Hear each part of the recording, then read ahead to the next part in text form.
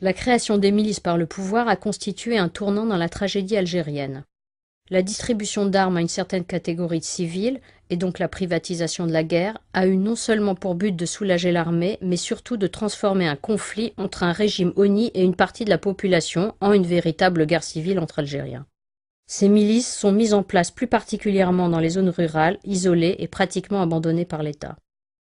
L'ensemble des enlèvements sur le territoire national, c'est le DRS qui chapeautait l'ensemble de la méthode d'enlèvement ou la torture ou l'exécution sommaire, etc. C'est bien la sécurité militaire qui est derrière une grande partie avec la milice. Parce qu'eux, ils travaillaient ensemble. Les gens s'interrogeaient. Et puis, comment on a su,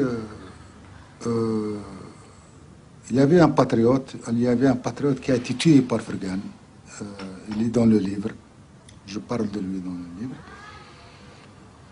Qui n'était pas un ami, mais une connaissance. C'était un ancien moudjahid, lui aussi, c'était un ancien résistant, qui n'était pas d'accord avec ce que faisait la milice. Et puis il commençait à parler des exécutions sommaires.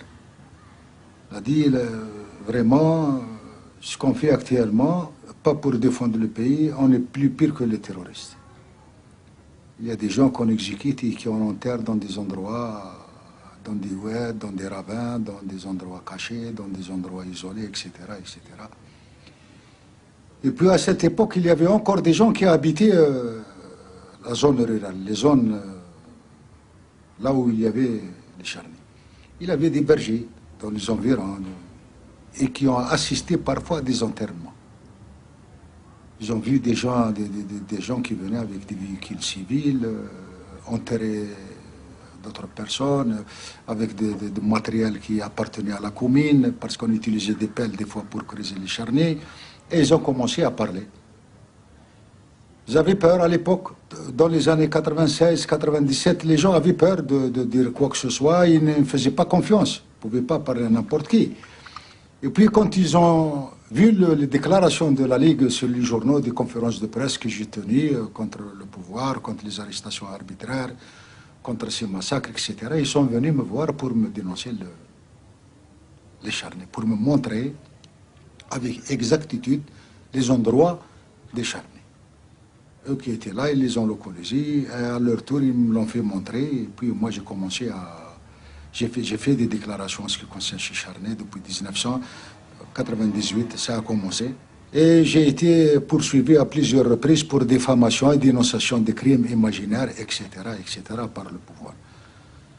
Pour appuyer mes déclarations, pour montrer au pouvoir et à l'opinion nationale et internationale que ces charniers existent, là j'ai commencé les exhumations des charniers, en 1999. 14 charniers du côté de l'Hmadna, là où j'étais arrêté, les ossements ont été déplacés, disparus, et puis le matériel avec qui j'ai pris des photos, il a été confisqué à ce jour.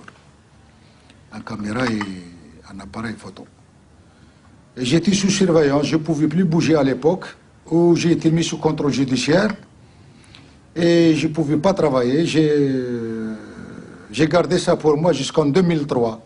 En 2003, j'ai exhumé un charnier, mais cette fois j'ai pris mes précautions.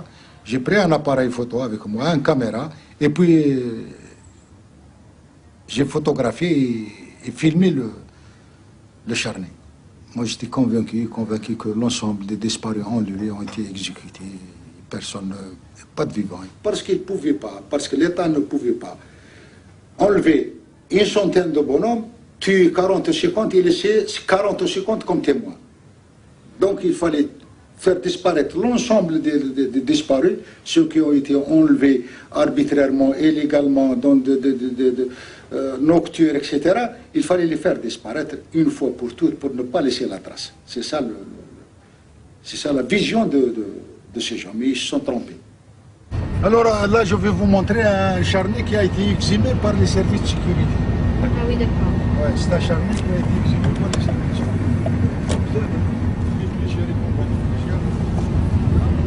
Les services de sécurité, ils étaient tout à fait indépendants. et libre de faire ce qu'ils voulaient. Et ils ont choisi cet endroit, comme tu vois, ils ont tracé des pistes comme ça, c'était uniquement pour décharner, pour des déplacements décharnés.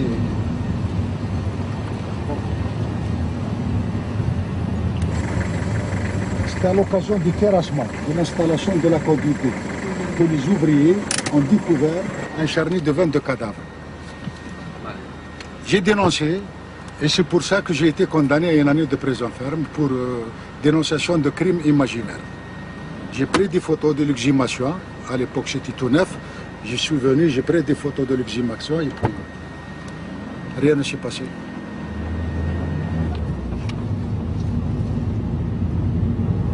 Là, l'ensemble, 90% des disparus de Lisane sont enterrés dans ces endroits. Il y a des charniers dans ces endroits qui étaient à l'époque zone interdite à la circulation et personne ne circulait de ce côté-là.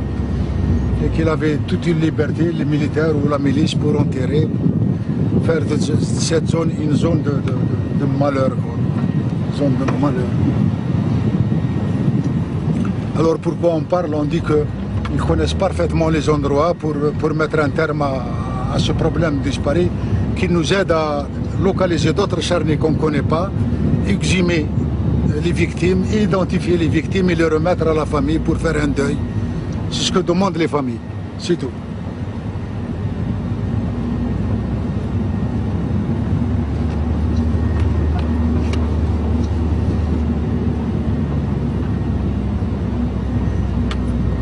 Ça, c'est la région de Sidi Mohamed Ben Ouda. Je parle dans mon livre, c'est une région qui est renommée pour... Et une grande partie de la milice, elle fait partie de cette localité. Seulement, il y a actuellement des militaires, on ne peut pas filmer. Ok, tu la prends? Ouais. Alors c'est là où il y avait la caserne de la milice. Là, il y avait des conteneurs dans lesquels ils fermaient les victimes. Ils ont été torturés ici, ils sont torturés, interrogés, etc. Ils séjournent pendant 2-3 mois et puis ils sont exécutés et enterrés dans les endroits les plus proches de la caserne, ici, dans les environs. C'est bon? C'est bon. Voilà. Vas-y. Voilà. C'est ça l'endroit, le vrai endroit. C'est ici. Et tu prends le paysage en même temps. C'est ici qu'ils ont bougé qu'ils ont fait disparaître ensuite. Là on a trouvé parmi les cadavres celui de Saïdan Abd. On a pu identifier le cadavre de Saïdan Abd parmi les ossements trouvés. Celui avec le survêtement. C'est le seul qui portait un survêtement. Et c'est grâce à ce survêtement que nous avons pu le connaître à travers la déclaration de sa famille. Ah ouais. Ok? Il y a d'autres ossements, mais ils étaient déshabillés, donc on ne pouvait pas faire grand-chose. Et puis il y avait un autre en bas, juste en bas.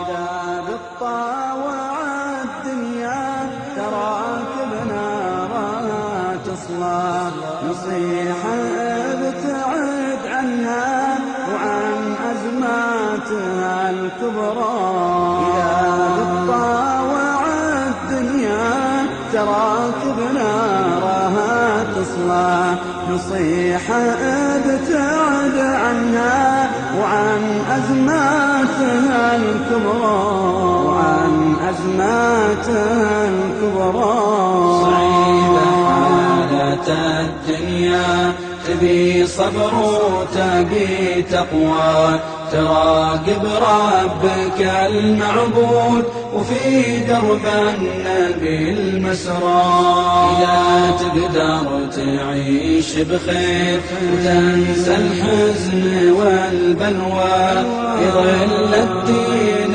نتعاون ونقهر دنيا قشرى.